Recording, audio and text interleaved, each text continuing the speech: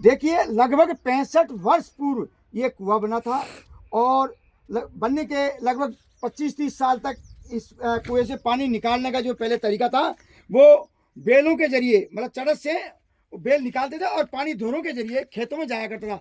लेकिन 65 वर्ष में इतना बदलाव हो गया, अब हालत ये हो गई, इन कुओं का संरक्षण करने की जरूरत है। और नई पीढ़ी को लगेगा आने वाले 10 साल बाद में ये कुएं विलुप्त हो जाएंगे, तो इन कुओं का संरक्षण किया जाना जरूरी है। अन्यथा ये कुएं देखने को नहीं मिलेंगे। अभी इतना ढह चुका है, अभी पिछले 10-15 साल से इसकी मरम्मत भी नहीं हो रही है।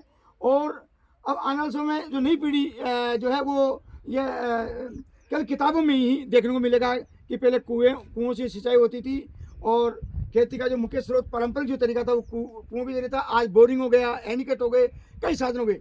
लेकिन आने वाले समय हम देखेंगे, केवल किताबों में पढ़ पाएंगे कि कुओं के जरिए भी खेती होती थी। पहले के लोग जो खेती करते थे कितना मेहनत का काम था और पूरे दिन भर में 1 बीघा ज़मीन, आधा बीघा ज़मीन की सिंचाई हो पाती थी, बैलों के जरिए पानी निकालते थे।